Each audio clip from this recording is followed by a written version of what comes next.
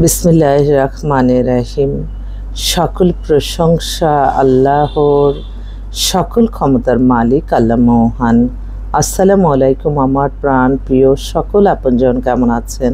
আমি আপনাদেরই কান্তাপ্পা আবারও চলে আসলাম আপনাদের মাঝে। আমার এই একটাই ফেসবুক আইডি, আর কোনো আইডি নাই। আল্লাহর নামে কাজ শুরু করিলাম। আমি আমার আল্লাহর ঘরে সালাম ও দোয়া পৌঁছে দিলাম। আমার প্রিয় নবীজির রওজা মোবারকে সালাম ও দোয়া পৌঁছে দিলাম। হযরত শাহজালাল শাহপরানে সালাম ও দোয়া পৌঁছে দিলাম। আজমির শরীফে সালাম ও দোয়া পৌঁছে দিলাম। মাইজবান্ডার শরীফে সালাম ও দোয়া পৌঁছে দিলাম। আল্লাহ আপনি নামাজ রোজা ইবাদত বন্দেগী কবুল আর মঞ্জুর করে নিন, আমিন। আমাদের যে প্রতিষ্ঠানটা, এটা হচ্ছে বিয়ে শাদির একটা মাধ্যম।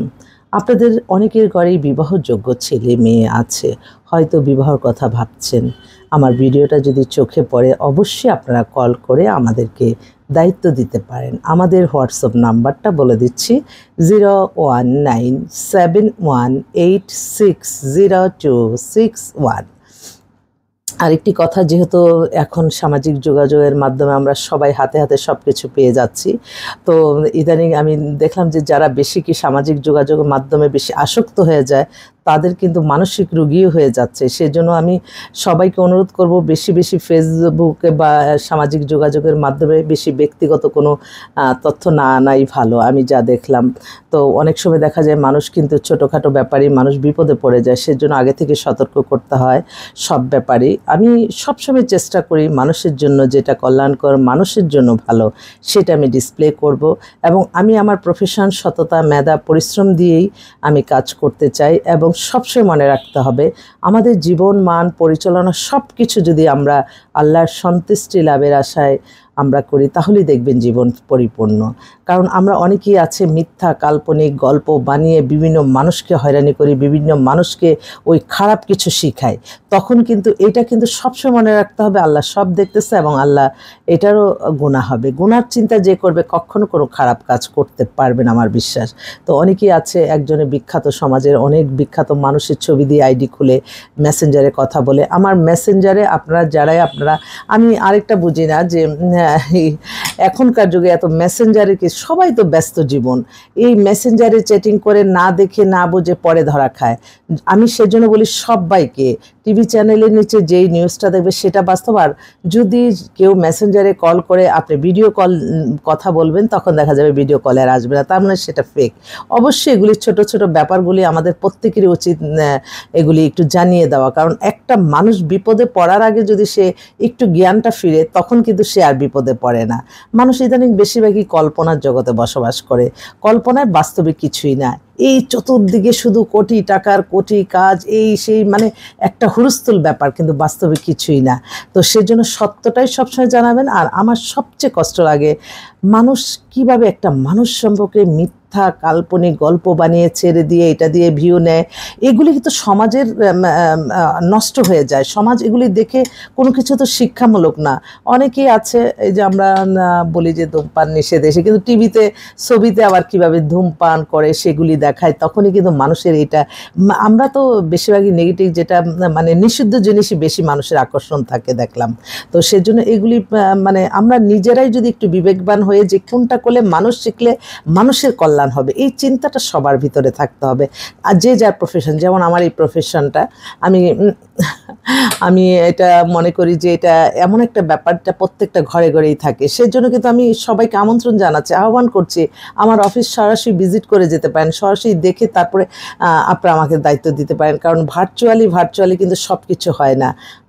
কাছে না আসলে মানুষের প্রতি মানুষের মায়া লাগে না। আবার এত বড় একটা গুরুত্বপূর্ণ একটা কাজ, যে একটা বিয়ে, এটাই পরিবার হবে, সমাজ হবে, দেশ সুন্দর হবে। অতএব এই যে আমরা যে একটা, আলহামদুলিল্লাহ সবাই মাশাআল্লাহ একটা ফোন নাম্বার দিচ্ছি, আলহামদুলিল্লাহ বিয়ে হয়ে যাচ্ছে। কিন্তু আপনারা যদি যারা পারেন তারা একটু এসে দেখে তারপরে যে একটু অবশ্যই চিন্তা করবেন যে আমি কার কাছ থেকে এই সন্ধানটা নিচ্ছি। তার ব্যাপারেও একটু কিছুটা জানবেন। মানুষ কত কিছু না দেখে একটা মানুষকে হয়তো একটা, আমি দেখছি বেশিরভাগই নারীরা একটু স্মার্টভাবে চলে, তাদের বাইরের লোকটা দেখেই তারা কিন্তু মিথ্যা কাল্পনিক গল্পগুলি বানিয়ে ফেলে, কিন্তু বাস্তব কিন্তু অনেক কঠিন। তাই অন্যকে ক্ষতি করার আগে নিজে সবসময় চিন্তা করবেন আমি কোনটা গুনাহ হবে আর কোনটা সওয়াব হবে, তখনই দেখেন আপনি কিন্তু খারাপ কোনো কিছু করতে পারবেন না। আর আমি তো সবসময় বলি আমাদের সমস্ত কিছু চাওয়া পাওয়া সব কিছুই পূরণ করার মালিক একমাত্র আল্লাহ মহান, এবং উনি ওনার ইবাদত বন্দেগী, নামাজ, রোজা, হজ, যাকাত, উমরা পালন ভালো কাজের মাধ্যমে সফলতা হবে। এটা আমি সবসময় সবাইকে বলি। আমরা অন্য দেশের কালচারকে কেন আমরা ডিসপ্লে করব? আমাদের নিজেদের কালচারই তো আমরা পরিচালনা করতে পারি। ছোটোখাটো ব্যাপারগুলি খুবই আসলে কষ্ট লাগে যে কিছু হলেই ব্যক্তিগত তথ্য, ব্যক্তিগত কথা এগুলি ফেসবুকে দিলে, ভাইরাল করলে এখানে সবাই দেখে, ছোট ছোট বাচ্চারাও দেখে, সেগুলিতে কিন্তু এগুলি শিখে ফেলে।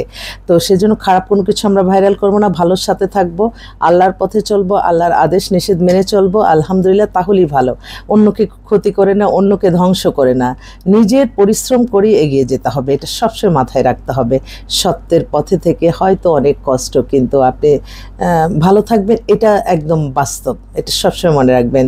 আর এখন যেই দুনিয়া আসছে সেই দুনিয়াতে তো কিন্তু এখন কিন্তু আমরা বিগত 7-8 মাস আগেও দেখলাম মানুষ এত, তাদের কাছে ধারে কাছে কেউ যেতে পারতো না, তাদের অহংকারে মানে মাটিতে পা ফেলতো না, সেই মানুষগুলি আজকে কোথায়? তাই এটা দুনিয়াতে অনেক সময় দেখাই দেয়, তো এই দেখাটা দেখেও শিখতে হয়। আরেকটা কালচার তৈরি হয়েছে যে আপনি দুর্নীতি করে বাড়ি গাড়ি হাই ফাই সব কিছু করবেন, এগুলি কিন্তু পড়ে ফেলবে, কারণ একটা কালচার শুরু হয়ে গেছে। অতএব নিজে সৎ থেকে, ভালো থেকে, মানুষের কল্যাণ করে, নিজের যা আছে তাই নিয়ে সন্তুষ্ট থেকে। আর আরেকটি কথা, অনেকে আছে জাকাত দেয় না, জাকাত দেয় নাই দেখেই মনে হয় এই তাদের অর্থ সম্পদ ধ্বংস হয়ে গেছে। জাকাত কিন্তু প্রত্যেকটা মাল, জানমালের সদকা এবং জাকাত প্রদান করতে হয়, তাহলে দেখবেন এগুলি সুন্দরভাবে আপনি পরিচালনা করবেন। তাই অবৈধ পথ অবলম্বন করে বাড়ি গাড়ি করেন না, কারণ দেখা যায় যে কোনো মুহূর্তে কিন্তু এখন কিন্তু ওই যে পুড়িয়ে দেয়, এই সংস্কৃতিটা কিন্তু চালু হয়ে গেছে। আমি একটু জাস্ট আমার এই ছোট্ট একটা অভিজ্ঞতা থেকে বললাম। সেজন্য সৎভাবেই থাকতে হবে সবাইকে, লোভনীয় কোনো কিছু যাওয়া যাবে না, লোভেই যারা যায় তারাই অধপতন হয়, এটাও মনে রাখতে হবে। তো আমাদের সামান্য ক্ষুদ্র প্রফেশন, এই প্রফেশনের মাধ্যমে আমরা মানুষের কল্যাণ করি। আপনারা যাদের বিবাহযোগ্য ছেলে মেয়ে আছে ইনশাল্লাহ চলে আসবেন। যদি কোনো কারণে কোনো কথা থেকেও কোনো কষ্ট পেয়ে থাকেন আমাকে ক্ষমা করে দিবেন, এবং আমি যাতে ভালোভাবে কাজগুলি করতে পারি মানুষের কল্যাণে, সেই তৌফিক যাতে আল্লাহ মহান দেন, আমি সেই দোয়া চাই সকলের কাছে। সবাই ভালো থাকবেন। আসসালামু আলাইকুম।